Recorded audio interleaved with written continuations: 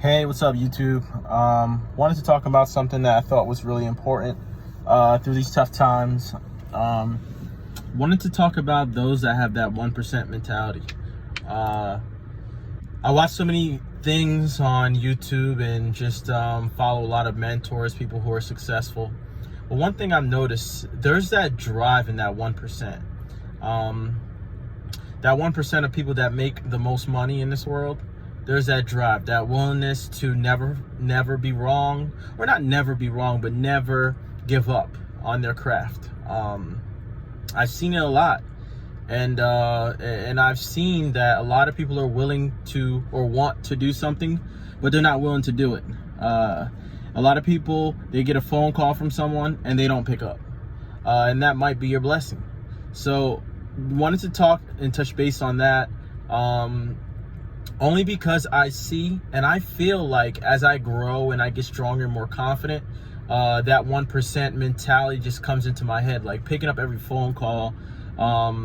It can be annoying because you want to come home to your family and have a shift off. But I guess it's the mentality of never giving up until you hit your goal, or until your family is financially free, in that essence. So for me, I just want to be able to, my first goal is to be able to eventually quit my job and live off of dividends as well as investments.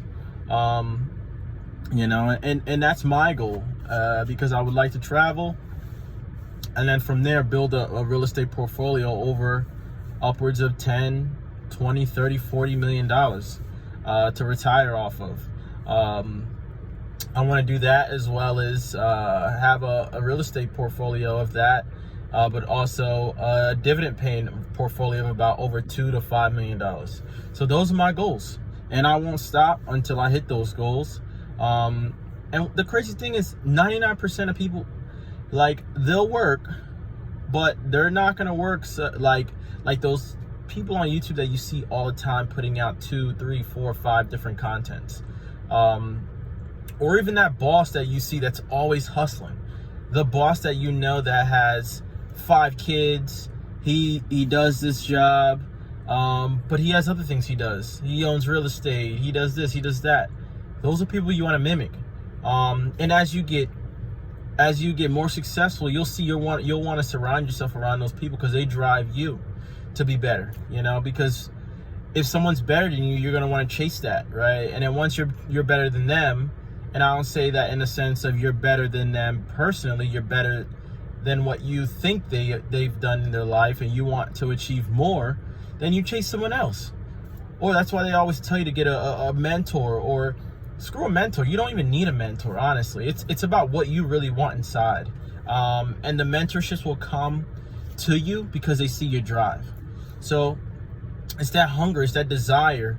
And 9 times out of 10, it comes from those in really poor situations, that never want to go back or never even want to be close. Or you just have some people who just, their family's wealthy and they have something to prove. I saw a meme the other day. It was on Jackie Chan, and we all know Jackie Chan did a lot of great movies, and he's a multi-millionaire actor. And he said he's going to give most of his money to charity, because he's not going to give it to his children or his child. And that stuck with me, because as you continue to grow and you have kids, a lot of us want to give that lifestyle to our kids that we've never had. It's cool and all, but I think our main objective in life is to make sure that our kid, doesn't suffer, and they have you as a mentor. That is the biggest thing, is like they have their parents as mentors to guide them and to be great, and that's more important than providing them everything you've never had. And that's what I see a lot of parents do, and you see those kids get a little spoiled, or they feel like they don't need to work hard because their parents have worked hard for them. Yeah, in a sense, you do want that, but you still want your kids to know certain good morals. So when you're not around, they treat their friends right, they treat their colleagues correct, and people see that they're hardworking. Because in this life that we live in, it's not for those who are weak. You know, it's for those who are strong. And even if you are weak, you have to see a therapist. You have to build yourself up, especially if you want to become greater in life and have more goals, you know, or do you make more money in general. But I wanted to throw that out there. If you are looking to be successful, you want to become part of 1%. And what's funny is they quote unquote give you the percentage of the 1% based off of age. So like, I think I read somewhere, when you're like in the ages of 25 to 29, the 1% has a portfolio of about $440,000. And that's real estate, that's paid off, that's cash in the bank and whatnot. So we may think that the 1% is a lot sometimes, but it really isn't. And as we become closer and closer, there's not a lot of people that are at that 1%. You gotta understand, it's the 1% of that age bracket sometimes. So you kind of have to break it down there as you get older, and then as you get older, you'll see like, yeah, you're getting closer to your goal. Another thing, I think a lot of people had been giving Grant Cardone just a lot of issues during this COVID because he had fired people. He's a little bit more blunt. But I do like every guru or every like entrepreneur. I like getting a little bit of of how they look at things. And I think the thing with Grant Cardone is he doesn't waste his time. He don't put up any crap. He don't put up with any crap. He's the type of guy, he doesn't make excuses. And he tells it like it is all the time. And there's some things I don't like about him. And it's more of like, it's some things that are weird that I just don't feel like I would ever work with him on a project. But there's things that I do like as well. Like, he's the type of guy that he's gonna work, you know, and he doesn't even have to right now. You know, he still has something to prove, you know. But also, the thing that I really like about him is there's no excuses. He's always gonna figure. You'll see that the people that will be successful, they always try and figure out a solution for anything, because anything could be solved, you know. Those who are in that percentage that won't really go anywhere, they always have excuses. Excuse for this, excuse for that. They always dwell on the past, you know. Like, I get it, you know, some things have hurt you in the past, you know, but this, after a while, you just you don't forget it, you remember, but just know now it's nobody else is holding you down, or holding you down from your goal. It's you now, you know. So positive thinking goes a long way times 20, you know. And the more you think positive, the more you think about something, the more it'll be just in your face, you know. And sometimes I go through life and I see people saying like, Chris, like, you're gonna miss out on your blessings, you know. And for that's a sense of, if someone's gonna give you something because you did something great, take it. That's your blessing, you know. If a lot of times people are like, no, I don't want it. You know, if you did something good for someone and it's gonna make them X amount of money, or, you know, you just save them from something, take your blessing, you know. Like the other day I did an application for someone, really intense. It was about like all this documentation and whatnot, and they were like, hey Chris, I'll pay you $150 for it. And I was like, I don't want it. No, I trust you. You know, you're a good person.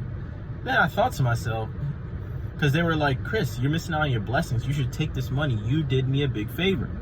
You know, and then I said, that person is right. I'm gonna take that money. I did you the favor, you know. And not everyone is like that. You know, that's why I respect that person even more. But that person will be more successful than a lot of the people that are going to take the stuff and run with it and never even like thank you, you know. That's just a big thing. So having that mentality, that drive, that's part of the 1%. If you guys please like this video if you really like it. If you don't like it, please give a thumbs down. Also comment on the video, you know what I mean. I know there's a lot of people that are fighting right now with COVID. Like, it's a time that sucks. And even some of my friends are telling me that, hey, they were laid off and I didn't even know about it, you know, until they found another job. So this is tough times, and it's gonna be even tougher in the next 2 years. You know, a lot of people are it's sad that a lot of people are literally waiting for these stimulus packages to come out for them to make their next move. You know, it's sad, you know, because they're living off of that money, you know, especially with unemployment right now, how they're about to cut it, or these people are waiting for these $1,200 checks. These businesses are waiting for these programs to get refunded. It's sad, you know, but that's the world we live in. And that's why, like, if you work for somebody, you have to create different streams of income, you know, like dividend paying stocks, or getting into real estate, or, you know, a side hustle, a business. You got to get into that stuff, because I think I listened to Meet Kevin, and he was stating that you can't get wealthy in this world if you don't do one of these many things, you know, invest in real estate, and create passive income through rental properties. If you don't get into the stock market and invest and get your capital gains on it, or if you don't start a business or a side hustle, you won't get ahead in life. You're gonna be working 9 to 5 all the time, or even some even more, because we all know, as you get on a higher level in your life and you make more money as an employee, you spend less time with your family. We know that. The more successful people understand that. The people like the CEOs of Apple, or, you know what I mean, the COOs of Apple, they spend a lot of time in that office without the families. But a lot of their families, they understand it's a sacrifice. You know, that person makes a lot of money and we get to do whatever we want. So, and I think our world is going to a world where a lot more people want to be independent, and we're going to have a lot more millionaires that just have a lot of free time, you know, because people want to spend time with their families. They want to see the world before they turn 65 and have to retire, and they could barely walk down the street because they're 65, you know. So, hey guys, please like the video if you like it. If anything, have a good day, and then talk to you guys soon. Bye.